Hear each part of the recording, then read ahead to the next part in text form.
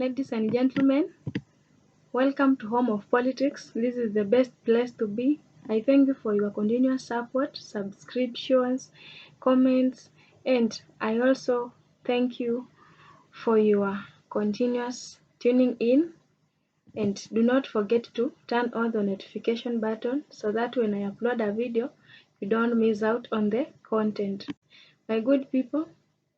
according to the summit which was happening in Tanzania, a 2-day summit which our President William Ruto attended, we see we have hope for Kenyans, even if we are living in a difficult economic crisis and other challenges, but at least we have hope. The summit was the African Human Capital Heads of State Summit, and we had a theme which was favoring at least the situation of Kenya and other African nations. You see, there was the need to draw attention to invest in human capital, in economic growth, investing in people. This linking investments in human capital to economic growth and harnessing the demographic dividends by addressing issues like learning. That one is in terms of education. Then we have skills and poverty, especially to gap for the youth and the women. My good people, I'm saying that there is hope for future development and improvement in our situation in Kenya right now, because this summit was measuring on how they can improve the investment in people, and these people is measuring the youths and women to empower the population of Africans. Ladies and gentlemen, we can see the population of the youth is growing day and night, and as according to the recent research and another things that have been counted upon the population, according to the population growth, we see in the coming 20 years, 30 years to come, Africa will be the continent with the biggest number or biggest percentage of youths, and it will be amounting to 45% of the total population of the people in the world. And we see there is need to invest in human capital or in people, especially measuring on the youths and in women. Ladies and gentlemen, there is also a big need to improve in our education systems and even featuring the skills that will equip us with skills that will equip us to survive in our own environment as Kenya and Africa at large. There was a very big thing that was being discussed here. It is about a simple tax on Africa, whereby it will bring a bottom-up demand to human capital and investment through technical workshops in the sub-Saharan countries by discussing the challenges of human capital accumulation. We have so many things that have led to challenges in investing in human or people, because we have been living in a crisis whereby we have been facing with a lot of challenges. We see the corona period, which made the people who have been empowered so much to lose their jobs and to lose everything that they had, which were sources of bringing income and food on the table. And many people died, and this has affected the investment in the people. My good people, we can analyze the education system maybe in Kenya and other countries, but majorly we will focus in Kenya. Right now,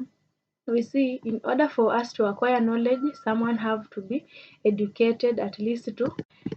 remove the illiteracy level. And we see the level of education in Kenya right now, we are using the competence-based curriculum, whereby it is featuring the future target or the future demand of our population, whereby it is enabling the students to acquire the skills that they can help themselves even without being employed. One can even help him or herself with the skills acquired after schools. Ladies and gentlemen, we see expansion in education sector in Kenya will be one of the best way to invest on human and or people. And if you are empowered, if you have the skills, then it means you are able to be a resource person in the society and the world at large. We see these things to do with the skills. We have different skills whereby it is measuring in different sectors, and the world that is growing today, we need skills. Even if you have education but you lack skills, then it means it will be difficult to deliver. And therefore, there is need to expand education sectors, build more institutions that will empower us, our population, our children to go and acquire education. Even our adults who have not acquired education due to their difficulty in backgrounds and some challenges, there is need to establish the adult school so that our whole population can be learned. We also have another center of focus, it is by health. If we empower a nation, and a nation that is healthy, it is a nation that have population that is live. We see there is need in Kenya to expand on health sector whereby the government should at least improve the hospital standards, build more hospitals, supply equipment and drugs, and also ensure that our population is feeding on a healthy diet. This is where, if we come in with the term diet, it means that we should have a lot of food security and food supply in our nation. And it is just a challenge because right now in our nation we are having food crisis, but we are hoping that in the next season we are going to have plenty of food and the food prices will at least go down so that the population of Kenya can at least be in a position to have a healthy diet that composes of all the required food nutrients. My good people, talking still about the health and healthy diet, we see of late we have been having the prices of food and other things that have been high, but if we see right now the price of gas and other cooking things and even the fuel, it has gone down by some little percentage, and we see if things are beginning to drop in their prices, we see there is hope for the next step, which is food prices. The president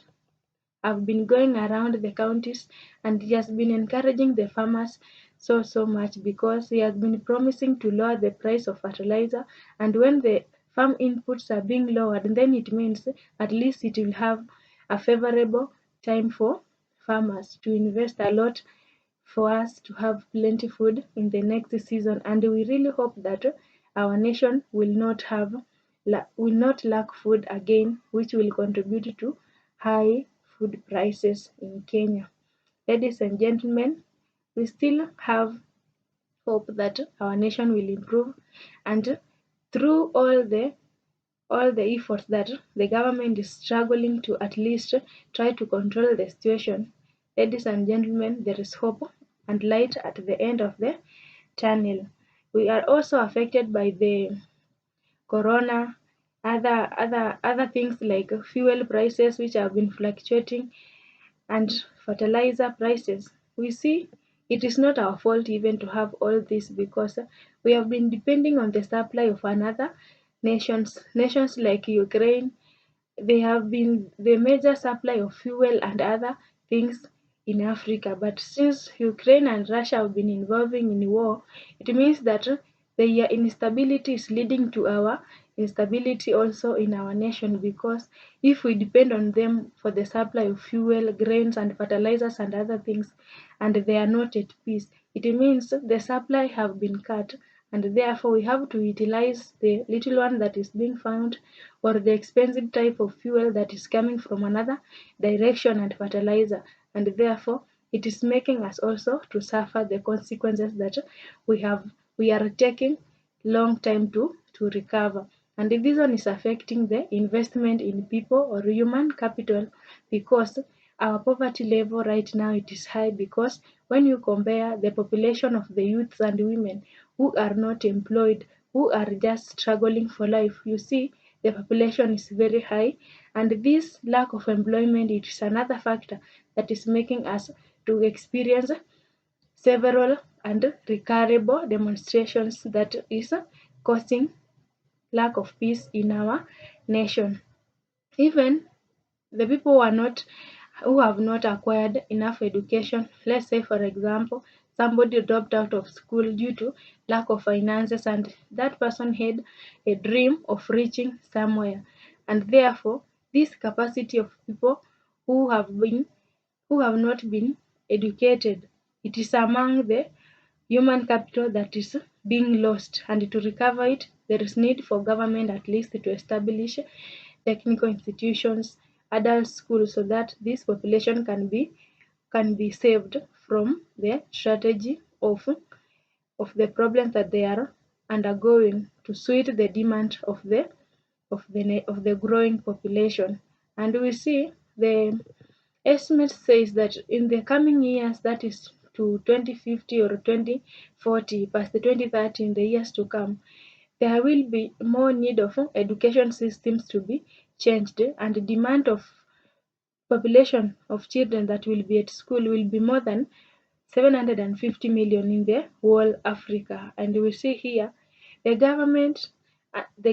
and policy making bodies in Kenya and other governments in Africa, they should at least